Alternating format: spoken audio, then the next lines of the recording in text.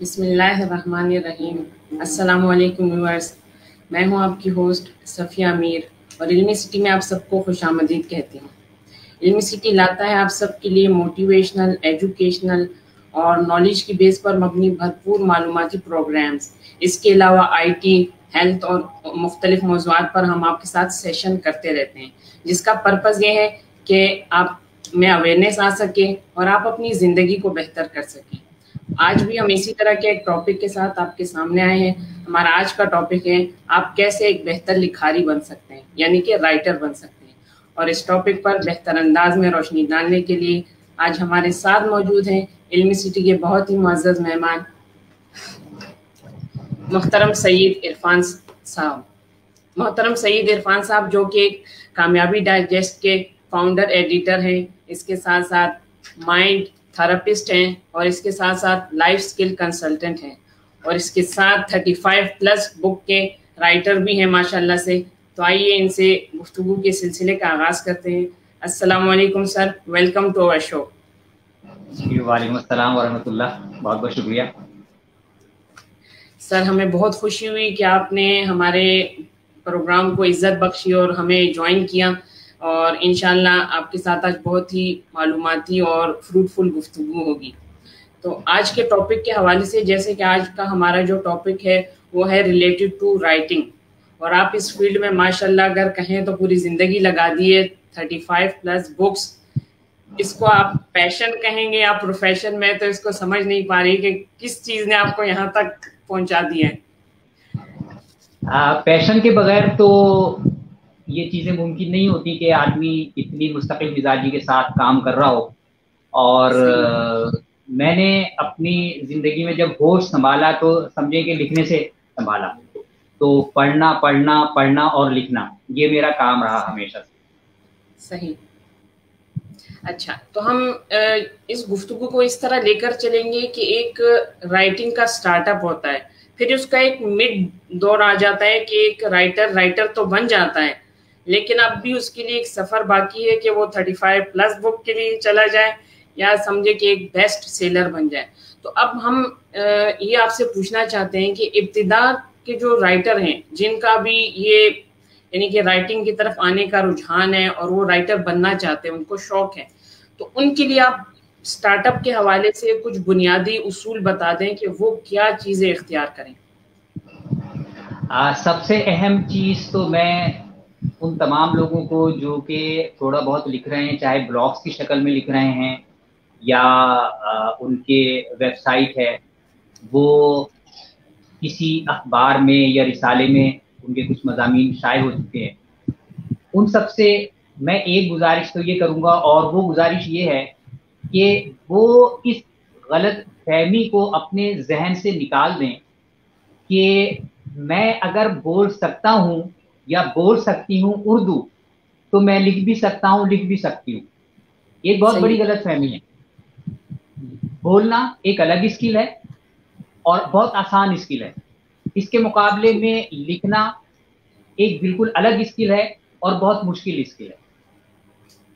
जब आप ये तय कर लेते हैं कि लिखना एक वाकई एक स्किल है, तो फिर अगला मरहला ये होता है कि आप इसको कहाँ तक ले जाना चाहते हैं। क्या आप इसको सिर्फ एक शौक की हद तक रखना चाहते हैं, या इसको जो है यानी ये आप इसको सिर्फ पैशन की हद तक रखना चाहते हैं, या इसको प्रोफेशन भी बनाना चाहते हैं।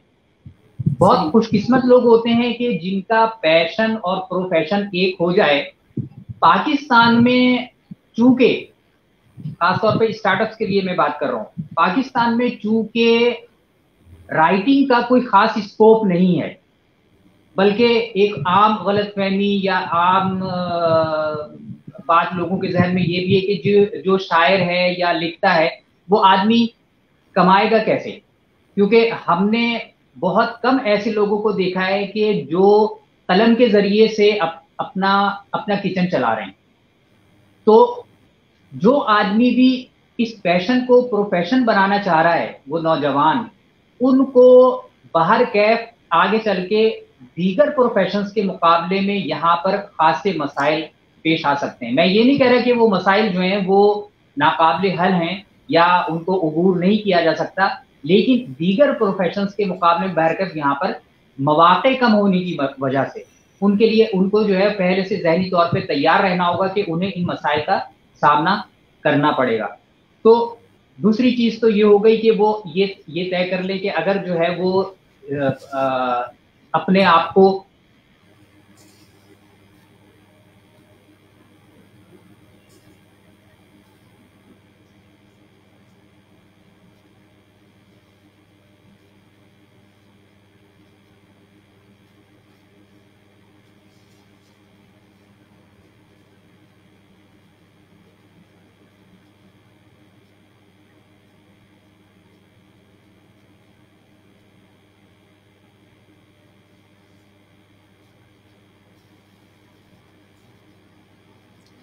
اچھا ویور، میرے خیال سے سر کے نیٹ کے کنیکشن کا مسئلہ ہو گیا ہے.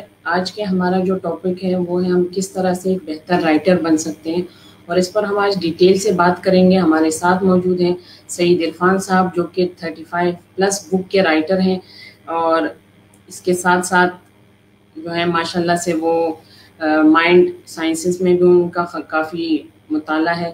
تو آج جو ہم بات کر رہے ہیں وہ ہے بیسکلی رائٹنگ سکلز پر، کہ ہم کس طریقے سے اپنی رائٹنگ سکلز کو امپروو کر سکتے ہیں اور کس طریقے سے ایک پروفیشنلی اس میں گروم کر سکتے ہیں اور آگے جا سکتے ہیں.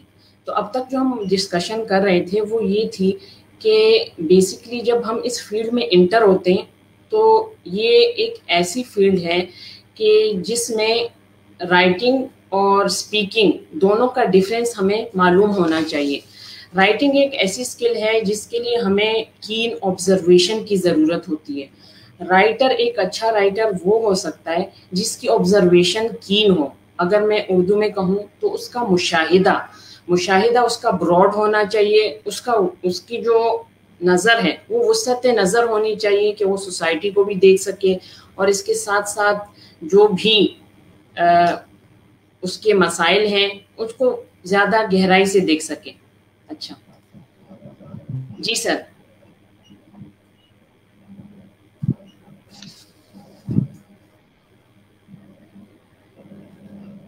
جی سر، آپ کو میری آواز آ رہی ہے؟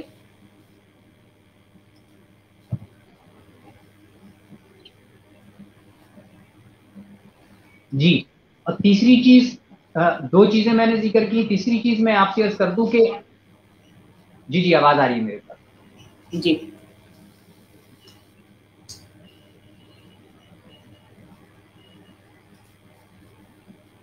جی.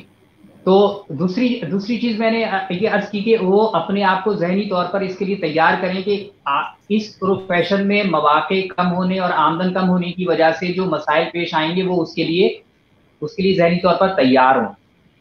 اگر وہ یہ چاہتے ہیں کہ وہ بہت پیسہ کمائیں، بہت پیسے، یعنی زور جو ہے وہ بہت پر ہے، پیسہ تو آدمی کما ہی لیتا ہے کہ جس سے گزارا ہو جائے، لیکن اگر وہ یہ چاہتے ہیں کہ بہت پیسہ کمائیں تو اس بات کے امکانات بہت کم ہیں کہ ایک رائٹر کی حیثیت سے، ایک قلم کار کی حیثیت سے آدمی بہت پیسہ کمائے. پاکستان میں اکا دکا مثالیں ہیں کہ جنہوں نے مصنف کی حیثیت سے بہت پیسہ کمایا ہے، لیکن وہ استثناء ہے، ایکسیپشن ہے، وہ عمومی مثالیں نہیں ہیں، اس لیے ان کو ہم حوالے کے طور پر استعمال نہیں کر سکتے. تیسری چیز یہ ہے کہ وہ پڑھیں.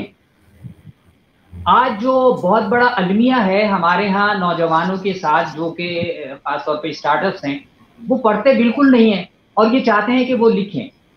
حالانکہ مشتاق یوسفی کا یہاں پہ میں قول نقل کروں گا. مشتاق یوسفی مرحوم سے کسی نے پوچھا کہ آدمی کو کب لکھنا چاہیے، تو انہوں نے فرمایا کہ اتنا پڑھو اتنا پڑھو اتنا پڑھو کہ ابلنے لگے. اور ہمارے ہاں لوگ یہ چاہتے ہیں کہ بس میرے ذہن میں جو بھی خیال ہے وہ فوراً جو ہے وہ لوگوں تک پہنچ جائے. اور چوتھی چیز ہے لکھنا، پریکٹس.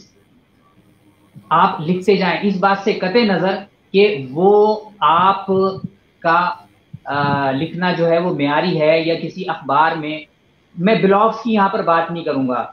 بلاگز کے لیے لکھنا، کیونکہ آپ کے پاس فیس بک موجود ہے، آپ کے پاس ورڈ پریس موجود ہے، تو وہ تو آپ کے ہاتھ میں ہے. اس میں آپ کا کہیں پہ کوئی جو ہے وہ اس کا کوئی معیار نہیں ہے. وہ تو آپ اس کو پبلش کر دیتے ہیں اور وہ دنیا کے سامنے آ جاتا ہے, آپ کو یہ نہیں پتا چلتا کہ آپ خود کتنے پانی میں ہیں. اصل تحریر کا پتہ اس وقت چلے گا جب وہ کسی معروف اخبار میں, جس کی سرکولیشن بہت زیادہ ہے, میں چھوٹے اخبارات کی بات یا لوکل مقامی اخبارات کی بھی بات نہیں کر رہا ہوں, ایسے اخبارات جو کہ زیادہ جن کی سرکولیشن ہے, یا معروف رسائل و جرائد, ان میں آپ کی تحریر چھپتی ہے, تو سمجھیے کہ وہ آپ کی فرسٹ وکٹری ہے. پہلی فتح ایک مصنف کی حیثیت سے تب ہوگی. اپنے آپ کو آپ نے فیس بک پہ آپ چیزیں شائع کر رہے ہیں, آپ اپنی ورڈ پریس پہ آپ نے بلاگ بنایا ہوا ہے, اس پر آپ چیزیں لے, وہ آپ کی وکٹری نہیں ہے. ہاں لیکن وہ آپ کی وکٹری نہیں کہہ, آپ کی وہ اچیومنٹ ڈیفینیٹلی نہیں ہوگی. اور پانچویں چیز اور سب سے آخری مگر سب سے اہم یہ ہے کہ جب آپ پروفیشن بناتے ہیں لکھنے کو, تو ایک پروفیشنل کی حیثیت سے اس کے جو نشیب و فراز ہیں وہ بھی آپ کو معلوم ہونے چاہیے. ایک بہت بڑی تعداد یہاں پر مصنفین کی ایسی ہے جو اردو میں لکھ رہی ہے, اردو کا کھا رہی ہے, لیکن انہیں یہ بھی نہیں معلوم کہ اردو کے قواعد و انشاء کیا ہیں. اور میں چیلنج کرتا ہوں ان لوگوں کو کہ جو لوگ اردو سے کما رہے ہیں, الفاظ سے کما رہے ہیں, خود ان کے پاس اردو کی لغت موجود نہیں ہے. صحیح. اگر آپ کے پاس اردو کی لغت موجود نہیں ہے تو پھر یہ کیسے ممکن ہے کہ آپ کو الفاظ کا درست تلفظ معلوم ہو, الفاظ کا درست تذکیر و تانیث معلوم ہو, آپ کو الفاظ کی درست ادائیگی کا پتہ چلے. پھر میں بالکل شروع میں جاتا ہوں کہ بولنے والی بات, کہ چونکہ ہم بول رہے ہوتے ہیں تو بولنے میں تو سب چل جاتا ہے, اس کے لیے کسی خاص معیار کی ضرورت نہیں ہوتی. لیکن جب آپ لکھنے پر آتے ہیں تو لکھنے کے لیے آپ کو کسی بھی زبان میں لکھیں, آپ کو اس زبان کی گرامر, قواعد و انشاء کا خیال رکھنا لازمی ہوتا ہے. جو کتابیں لکھی جا رہی ہیں, جو لوگ لکھ رہے ہیں, اکثریت ایسے لوگوں کی ہے, کم سے کم 80% تو ایسے لوگ ہیں جو تذکیر و تانیث کا, اردو قواعد و انشاء کا اور اس کی روانی کا, اس کی بناوٹ کا, تحریر کے حسن کا خیال نہیں رکھتے. اس کے مقابلے میں اگر ہم انگلش لکھتے ہیں تو ہم کوما, فل اسٹاپ کا بھی خیال رکھتے ہیں, اور اردو لکھتے ہوئے ہم ختمہ, سکتہ, ان الفاظ کا بھی خیال نہیں رکھتے. اور میں نے ابھی ختمہ اور سکتہ کہا تو یقیناً ایک بہت بڑی تعداد ایسی ہوگی جن کو ختمہ اور سکتہ کے بارے میں نہیں پتا ہوگا, انہوں نے پہلی بار اپنی زندگی میں ختمہ اور سکتہ کا لفظ پڑھا ہوگا, سنا ہوگا. اچھا سر, ویورز کہہ رہے ہیں کہ آپ کی آواز کٹ کٹ کر آ رہی ہے, آپ پلیز اگر ری جوائن کر لیں تو شاید کنیکشن بہتر ہو جائے. آپ مجھے سن پا رہے ہیں؟ جی جی جی میں جائے.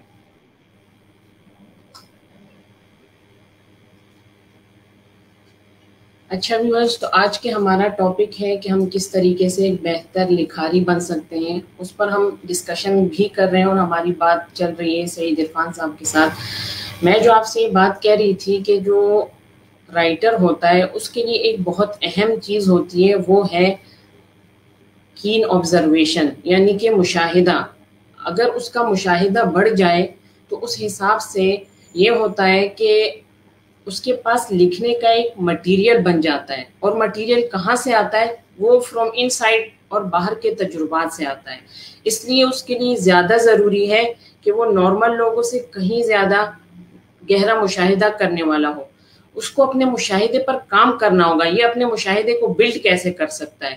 جتنا وہ زیادہ مشاہدے کو اپنا بلڈ کرے گا, یعنی اپنے فوکس کو بڑھائے گا, اپنے ارد گرد کو گہرائی سے دیکھے گا, تو اس طرح اس کا مشاہدہ بڑھ جائے گا. اور مشاہدہ بڑھنے کے ساتھ ساتھ اس کے اندر کی جو صلاحیت ہے وہ انکریز ہو جائے گی لکھنے کے حوالے سے. جی سر. جی, تو میں یہ عرض کر رہا تھا کہ 5 چیزیں بنیادی طور پر خیال رکھنے کی ضرورت ہے جو کہ نئے لکھاری ہیں ان کو خاص طور پہ. صحیح. اب سر آپ ہمیں یہ بتا دیں کہ ایک اچھی تحریر کے بنیادی خصوصیات کیا ہوتے ہیں؟ اس کا صرف ابتدا سے تعلق نہیں، ہم سب ہر لحاظ سے یہ کہہ رہے ہیں، اس کو آپ کھولنا چاہتے ہیں کہ ڈیٹیل سے آپ ہمیں یہ بتا دیں کہ اس کی کوالٹیز کیا ہوتی ہیں. اچھی تحریر کی سب سے بڑی خوبی تو یہ ہے کہ قاری اس کے اندر محو ہو جائے. آپ کے الفاظ کا چناؤ، اس کی روانی آپ کے قاری کو اپنے سحر میں مبتلا کر لے، پہلی چیز.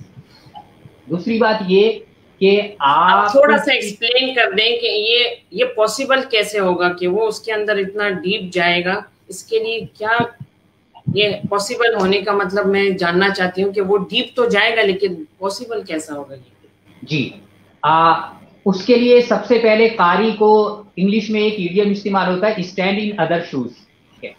کہ ایک لکھاری کی حیثیت سے آپ یہ نہ دیکھیں، یہ نہ سوچیں کہ میں کیا چاہتا ہوں اپنے قاری کو دینا. آپ یہ دیکھیں کہ آپ کا قاری کیا چاہتا ہے، کیونکہ آپ کی تحریر ایک پروڈکٹ ہے اور مارکیٹ میں وہ پروڈکٹ ملتی ہے، وہ پروڈکٹ بکتی ہے جس پروڈکٹ سے گاہک کی اپنی ضرورت پوری ہوتی ہے. ایسے ہی آپ کی تحریر ایک پروڈکٹ ہے، جس تحریر سے قاری کی ضرورت پوری ہوگی وہ اس تحریر کو پڑھے گا.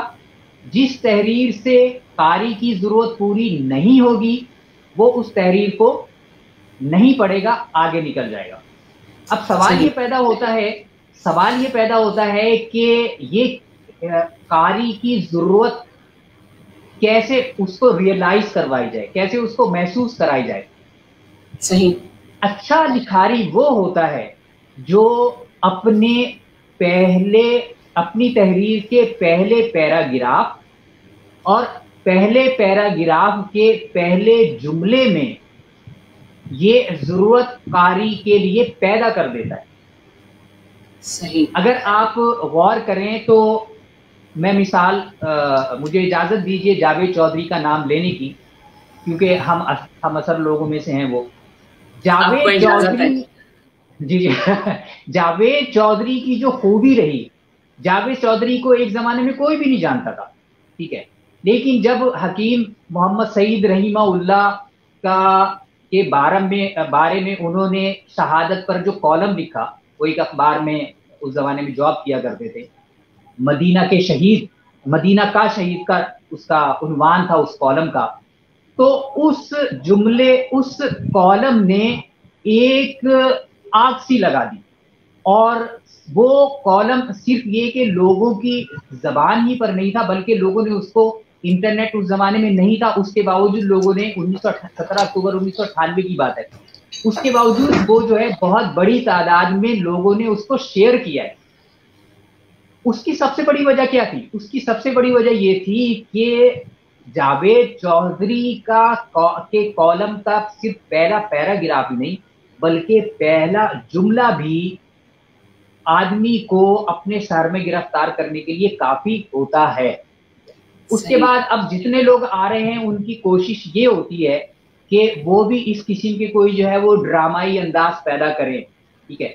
فکشن میں تو یہ آسان ہوتا ہے کہ آپ جو ہے وہ ایک ڈرامائی منظر پیدا کر دیں، لیکن نان فکشن میں، سنجیدہ تحریر میں یہ ڈرامائی انداز پیدا کرنا بہت مشکل کام ہوتا ہے.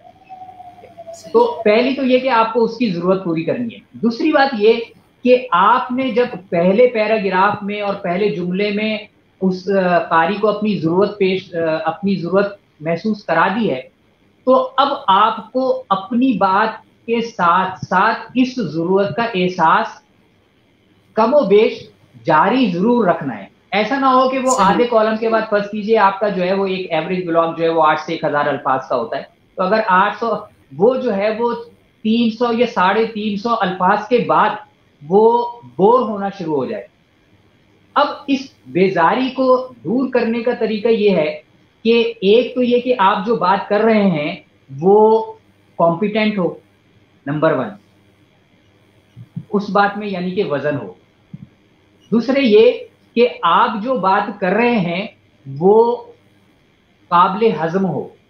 قابل ہضم کا مطلب یہ ہے کہ وہ آپ جو بات بھی اپنی تحریر میں لکھ رہے ہیں وہ قاری کو سمجھ میں آ رہی ہو. دلچسپی ہونا اور قابل ہضم ہونا یہ 2 الگ الگ عوامل ہیں. چیز آپ جو ہے بہت اچھا واقعہ بیان کر رہے ہیں لیکن وہ کسی کو سمجھ میں نہیں آ رہا. مثال کے طور پہ ایک لطیفہ ہے، ٹھیک ہے، لطیفہ کوئی ایک بہت بڑا فن ہے. ایک آدمی ایک لطیفہ سناتا ہے، کسی کو ہنسی نہیں آتی، ٹھیک ہے، اور ایک آدمی جو ہے صرف ایک چھوٹی سی بات کہہ دیتا ہے، وہ چٹکلا جو ہے وہ مجمع کو ہنسانے کا ذریعہ بن جاتا ہے. ایسے ہی قابل ہضم ہونا آپ کی دلچسپ بات کا اور آپ کی درست بات کا قابل ہضم ہونا جو ہے بہت ضروری ہے. اور اس کے اندر اگلی چیز آپ ساتھ ساتھ جو ہے وہ تجسس بھی پیدا کر سکتے ہیں. تجسس آج کل جو کالم وغیرہ لکھے جا رہے ہیں ان میں تجسس کا عنصر اتنا زیادہ مجھے نہیں ملتا. البتہ یہ میں آج سے 30 کی اگر میں بات کروں، ضیاء الحق کے دور میں ڈاکٹر صفدر حسین ایک بیوروکریٹ تھے اور وہ کالم لکھا کرتے تھے. چونکہ وہ آن جاب تھے اور ضیاء الحق کے خلاف وہ کالم لکھا کرتے تھے، تو ان کا طریقہ کار یہ تھا کہ وہ قلمی نام سے، میرے ذہن سے ابھی ان کا قلمی نام نکل گیا ہے، اور وہ جتنے کالم ہیں روزہ ایک اخبار میں جو شائع ہوا کرتے تھے وہ اس روز نامے میں وہ اخبار وہ جو ہے اب کتابی صورت میں بھی شائع ہو گئے ہیں، اور اب دنیا کو بھی پتا ہے کہ وہ قلمی نام جو ہے وہ ڈاکٹر صفدر حسین کا ہوا کرتا تھا. تو ڈاکٹر صفدر حسین چونکہ اندر کے آدمی تھے، تو ڈاکٹر صفدر حسین جو ہے اس کے ساتھ ساتھ ایک اور چیز کا بھی اضافہ کرتے تھے، وہ تھا تجسس. بظاہر وہ سیاست پر لکھ رہے ہیں، بظاہر وہ حکومت وقت کی پالیسیز پر وہ اعتراض کر رہے ہیں، لیکن اس کے باوجود ان کی تحریر میں، ان کے کالم میں تجسس پھوٹ پھوٹ کے بھرا ہوا کرتا تھا. لیکن ہمیں ایک جرنل لکھنے کے بارے میں جاننا ہے، صرف کالم نہیں. لیکن اگر کوئی بک لکھنا چاہتا ہے، اس کے علاوہ پھر کیٹیگریز اتنی زیادہ ہیں کہ اگر پھر فکشن پہ لکھنا چاہتا ہے، نان فکشن پہ لکھنا چاہتا ہے، تو ویرائٹیز ہمارے پاس اتنی زیادہ ہیں کہ اگر اس میں سے کوئی کسی بھی ایریا کو سلیکٹ کر لیتا ہے تو پھر اس کے حساب سے کیا اس کے لکھنے کی سکل ڈیفرنٹ ہو جاتی ہے یا بنیادی طور پر سکل ایک ہی ہوتی ہے، کیٹیگری چینج ہونے میں کوئی مسئلہ نہیں ہوتا؟ یہ جو چیزیں میں نے آپ کو شروع میں 5 چیزیں بتائیں اور اب جو میں نے آپ کو یہ 3-4 چیزیں بتائیں، ان کا تعلق جو ہے کسی خاص کیٹیگری سے نہیں ہے. یہ آپ چاہے کالم لکھ رہے ہیں، چاہے آپ بلاگ لکھ رہے ہیں، چاہے آپ فکشن لکھ رہے ہیں، آپ نان فکشن لکھ رہے ہیں، ان تمام میں آپ کو اگر آپ ان چیزوں کا خیال رکھتے ہیں تو آپ کی تحریر، آپ ایک اچھے مصنف کے طور پر جو ہے وہ جانے جائیں گے، آپ کی تحریر کو انشاءاللہ پڑھا جائے گا. تو میں نے تجسس کی بات تو برسبیل تذکرہ کر دی کہ تجسس بھی ہو، اگرچہ تجسس کا عنصر پیدا کرنا مشکل کام ہوتا ہے، کیونکہ میں نے یہاں پر یہ بھی دیکھا ہے کہ بعض لوگ جو ہے وہ تجسس پیدا کرنے کے چکر میں جو ہے وہ اس تحریر کا بیڑا غرق کر دیتے ہیں. تو اگر آپ کو ادراک ہونا چاہیے کہ اگر آپ کے اندر یہ خوبی نہیں ہے کہ آپ تحریر میں اپنی تجسس پیدا نہیں کر سکتے تو نہ کریں. آپ سیدھا سیدھا اور سادہ سادہ انداز میں اپنی بات کو لے کر چلیں. اگلی چیز ہے روانی. روانی کیا ہے؟ روانی یہ ہے کہ آپ جو بات کر رہے ہیں آپ ایک بات مکمل کر کے اپنے قاری کو اس کے بارے میں مکمل طور پر معلومات فراہم کریں، اس کے اندر اس کی تشنگی نہیں رہنی چاہیے. مثال کے طور پر ہم جب گفتگو کر رہے ہوتے ہیں تو ہماری گفتگو میں عموماً روانی نہیں ہوتی. میں اگر جو ابھی ایک بات کر رہا ہوں اور بیچ میں جو ہے وہ میرے استاد محترم مرحوم سید قاسم محمود کی بات آ جاتی ہے تو میں ان کا ذکر بھی چھیڑ دیتا ہوں، پھر اس کے بعد جو ہے وہ دوبارہ جو ہے کوئی اپنی بات کی طرف واپس آ جاتا ہوں. لیکن اگر آپ تحریر لکھ رہے ہیں تو تحریر میں یہی چیز جو ہے وہ آپ کی خامی بن جاتی ہے، یہ روانی نہیں کہلاتی. اس کے لیے ضروری ہے کہ اگر مجھے اپنی تحریر میں کوئی چیز بیان کر رہا ہوں تو جو میں بات عرض کر رہا ہوں اس میں اگر کہیں سید قاسم محمود کا نام آ بھی رہا ہے تو میں قاسم محمود کا تذکرہ فی الحال روک دوں گا اور اپنی بات مکمل کروں گا، اور اس کے بعد اگر میں ضرورت محسوس کرتا ہوں تو میں مرحوم سید قاسم محمود کی بات جو ہے وہ کروں گا۔ پھر اس کے بعد اگلی روانی کے بعد اگلی چیز یہ ہوتی ہے کہ آپ کا جو ہے وہ جو بات آپ کر رہے ہیں وہ ایک ہی سیغے میں ہونی چاہیے، ایک ہی ٹینس میں ہونی چاہیے۔ اگر آپ، یہ میں نے تھوڑی سی گرامر کی بات کر دی ہے لیکن یہ بھی بہت ضروری ہے، اگر آپ حال میں اپنی تحریر لکھ رہے ہیں تو آپ کی تحریر جو ہے وہ حال ہی میں ہونی چاہیے۔ اگر آپ ماضی میں کوئی قصہ بیان کر رہے ہیں تو وہ ماضی ہی میں ہونا چاہیے، اور اگر آپ جو ہے مستقبل میں کوئی بات کر رہے ہیں جو کہ عموماً بہت کم ہوتا ہے تحریر میں، تو آپ مستقبل ہی میں اس کو بیان کریں گے۔ عموماً مصنف اس بات کا خیال نہیں رکھتے، اور یہ جو 4-5 چیزیں جو میں نے ذکر کی ہیں اس کی سب سے بڑی وجہ یہ ہوتی ہے کہ مصنف صرف اور صرف اپنے لیے لکھ رہا ہوتا ہے، وہ قاری کے لیے نہیں لکھ رہا ہوتا۔ تو کوئی بھی قاری، کوئی بھی مصنف اس وقت تک اچھا مصنف بننا ناممکن ہے جب تک کہ وہ اپنے قاری کے لیے نہ لکھ رہا ہو۔ بالکل صحیح۔ اچھا، آپ ہمیں یہ بتا دیں کہ یہ تو ہم نے تحریر کی بات کی، اس کی گہرائی کی بات کی، اسی طرح مصنف میں بھی تو کچھ کوالٹیز ہونی چاہیے جو کہ اس کے ساتھ چلتی رہیں، ہم کہیں کہ یہ پروفیشنل مصنف بن سکتا ہے، تو اس کے بارے میں آپ کیا کہیں گے؟ جی، سب سے پہلی بات تو یہ ہے کہ مصنف کو جو ہے وہ بہت صبر والا ہونا چاہیے۔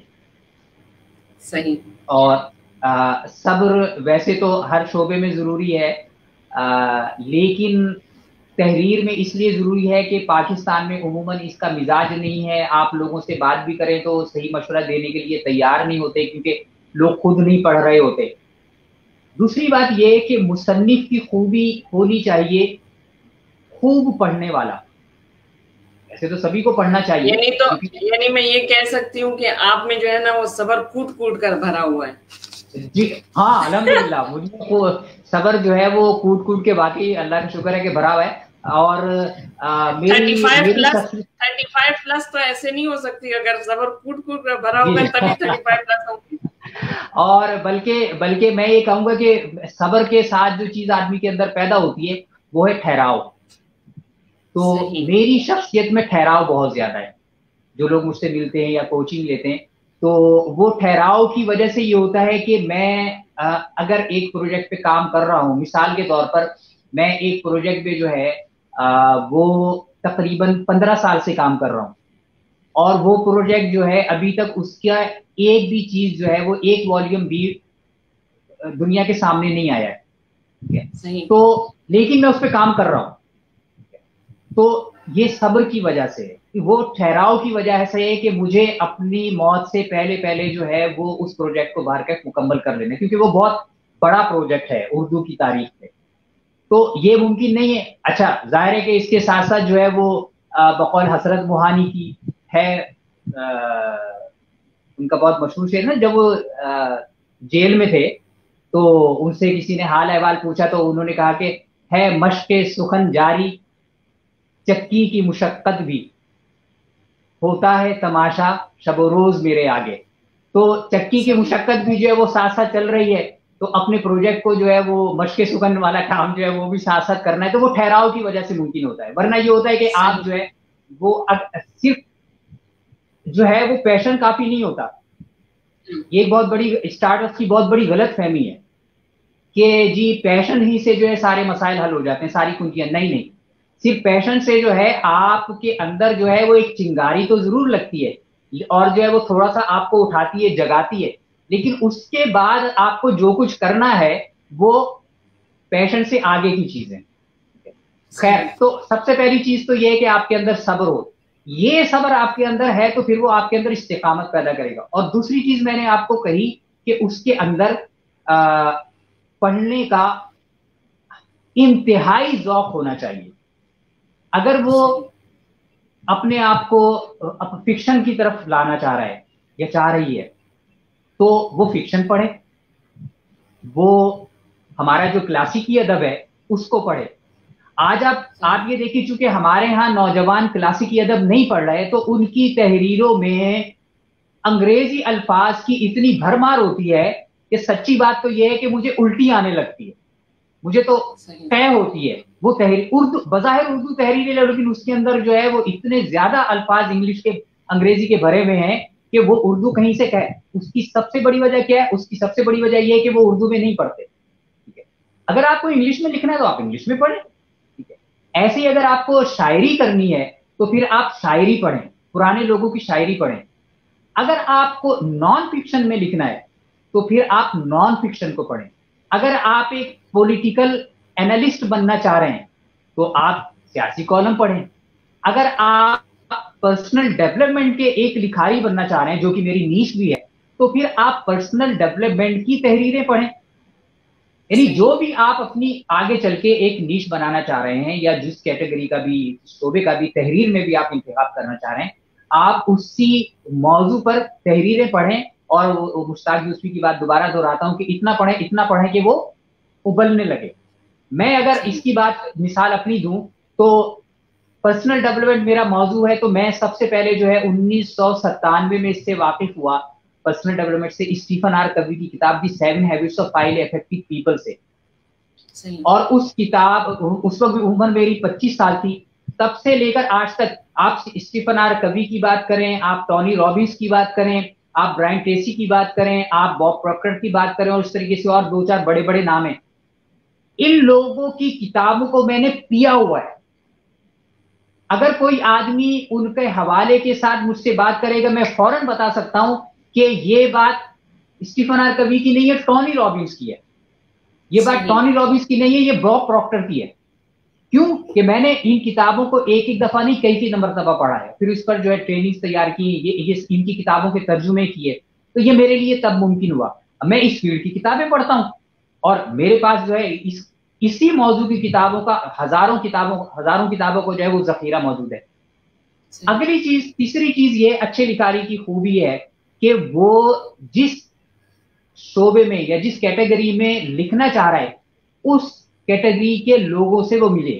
جیسے میں نے بتایا کہ اگر وہ فکشن لکھنا چاہ رہا ہے تو فکشن لکھتے ہوئے وہ فکشن پڑھے گا لیکن وہ ایسے مصنفین سے بھی ملے جو کہ فکشن لکھ رہے ہیں.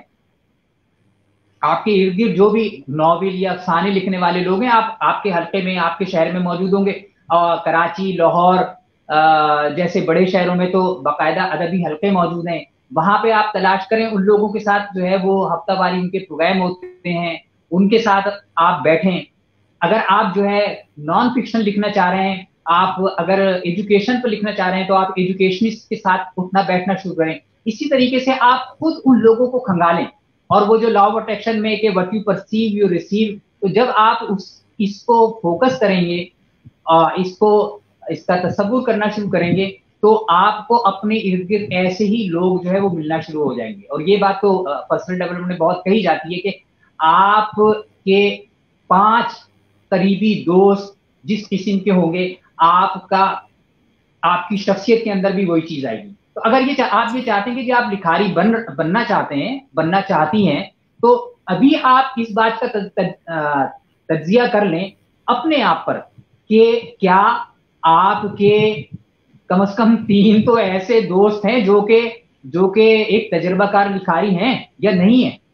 اگر نہیں ہے تو اس کا مطلب ہے آپ سنسیئر نہیں ہیں اپنی خواہش میں. صحیح.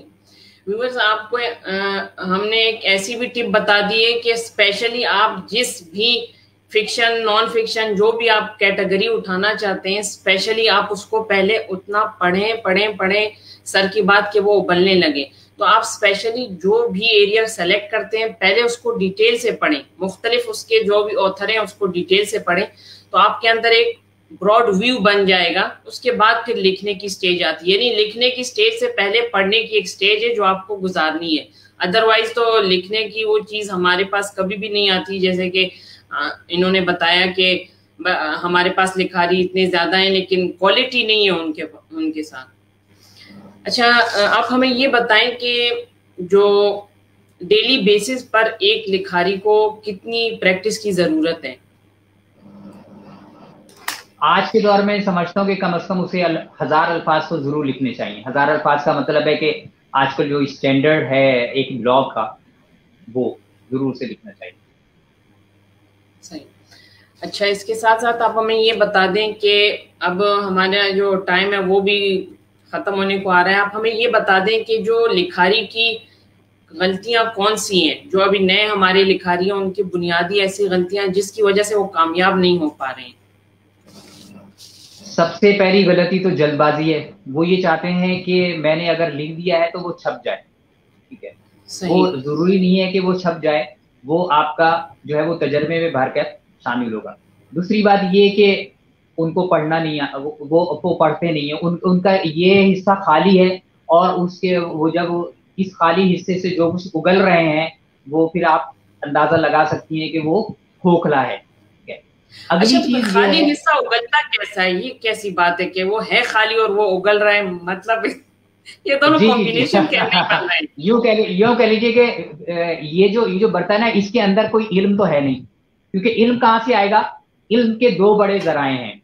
علم کا سب سے بڑا ذریعہ ہے آپ کا حلقہ احباب, آپ کی صحبت, آپ کیسے لوگوں کے ساتھ اٹھتے بیٹھتے ہیں. ٹھیک ہے, اور دوسرا ذریعہ کیا آپ کا اٹھنا بیٹھنا جو ہے علمی لوگوں کے ساتھ ہے, یا میں نے کہا کہ جی آپ جس قسم کے لکھاری بننا چاہ رہی ہیں یا چاہ رہے ہیں تو کیا اسی قسم کے لکھاریوں کے ساتھ آپ کا اٹھنا بیٹھنا ہے, آپ کی صحبت ان کے ساتھ ہے؟ پہلی چیز تو وہ ہے. ٹھیک ہے, ان لوگوں کے ساتھ نہیں ہے, ان کے ہاتھ میں جو ہے موبائل ہوتا ہے, وہ ویڈیوز دیکھ رہے ہیں یا وہ فلمیں دیکھ رہے ہیں, اپنے دوستوں کے ساتھ گپ شپ کر رہے ہیں اور چاہتے ہیں کہ جی ہم لکھیں. تو پہلا تو یہ پہلی وجہ تو یہ ہوگی. اور دوسرا ذریعہ جو ہے آپ کے علم کی وہ ہوتی ہے کتابیں بھی وہ نہیں پڑھ رہے. تو یہ دو ذرائع نہیں ہے تو اس کی وجہ سے یہ خالی ہے. اچھا لکھ کیوں رہے؟ لکھ اس لیے سمجھتے ہیں کہ چونکہ میں بول رہا ہوں, میں بول سکتا ہوں تو میں لکھ بھی سکتا ہوں, اس لیے غلط فہمی ہے. صحیح. تو ایک دو خامیاں تو یہ ہو گئی. تیسری خامی جو کہ وہ ان لوگوں میں بھی بہت زیادہ ہے جو کہ اس وقت باقاعدہ قلم سے کما رہے ہیں کہ انہیں خود اردو کی قواعد و انشا نہیں معلوم. میں آپ کے چینل کے توسط سے یہ چیلنج کرتا ہوں کہ کتنے لوگ ایسے ہیں جو کہ باقاعدہ اس وقت ایڈیٹر بھی بنے بیٹھے ہیں اور جو باقاعدہ اس وقت جو ہے اخبارات اور رسائل چلا رہے ہیں کہ انہوں نے مولوی عبدالحق کی اردو قواعد و انشا کی کتاب باقاعدہ پڑھی ہو. میں چیلنج کے ساتھ کہہ سکتا ہوں کہ 80% سے زائد اس وقت جو ہے وہ آن ڈیوٹی ایڈیٹرز اور پروفیشنلز رائٹرز ایسے ہیں جنہوں نے مولوی عبدالحق کی اردو قواعد نہیں پڑھی. پروفیسر رشید حسن خان کی اردو املا, اردو عبارت کیسے لکھیں, انہوں بیشتر لوگوں کے علم میں نہیں ہے ان کتابوں کے نام. تو پھر آپ کیسے یہ کہتے ہیں کہ جی میں اچھا لکھاری ہوں؟ صحیح. تو تیسری بہت اہم چیز یہ کہ آپ کے پاس اسی وجہ سے لوگوں کو یہی نہیں پتا کہ اشکال اور اشکال میں کیا فرق ہے, اخلاق کیا چیز ہے, اخلاق کیا چیز ہے, صحیح, فراق مذکر ہے یا مؤنث ہے. صحیح. یہ وہ چیزیں ہوتی ہیں جو آدمی, اگر میں مصنف ہوں تو میری شخصیت میں وہ مصنف جھلکنا چاہیے نا. صحیح. صرف تحریر میں نہیں, میری گفتگو میں بھی وہ جھلکنا چاہیے. تو میں جو ہے یہ تیسری چیز جو ہے نا بہت اہم ہے, جو اور اس کے لیے جو ہے میں بالکل حاضر ہوں کہ جو ہے وہ لوگوں کو یہ سکھایا جائے کہ ان کی اردو کی گرامر یعنی قواعد و انشا جو ہے وہ درست ہے. اچھا ویورز, ہمارے پروگرام کا اختتام کا وقت آ رہا ہے اور ہمارے ساتھ عرفان صاحب نے اتنی بہترین اور زبردست قسم کی انفارمیشن شیئر کی. انفارمیشن تو میں اس کو نہیں کہوں گی, میں اس کو یہ کہوں گی کہ انہوں نے اپنے ذاتی تجربات جو انہوں نے اتنے یعنی اپنی پوری لائف لگائی ہے اس کے بارے میں ہمیں آگاہ کیا اور ہمیں اس گہرائی کی طرف لے جانے کی کوشش کی کہ ہم کم سے کم اس سے کچھ نہ کچھ حاصل کر سکیں. इंशाल्लाह हम आपके सामने फिर इसी तरह के मुनफरिद टॉपिक के साथ हाजिर होंगे। सर आपका बेहद शुक्रिया कि आपने हमें और इल्मी सिटी को अपना कीमती वक्त दिया। इसके साथ साथ व्यूअर आपका भी शुक्रिया कि आपने हमें ज्वाइन और लाइक किया। इंशाल्लाह हम आपके सामने फिर हाजिर होंगे इसी तरह के किसी मुनफरिद और नए टॉपिक के साथ। तब तक के लिए दीजिए इजाज़त अपनी होस्ट सफिया अमीर को। शुक्रिया और अल्लाह हाफिज़।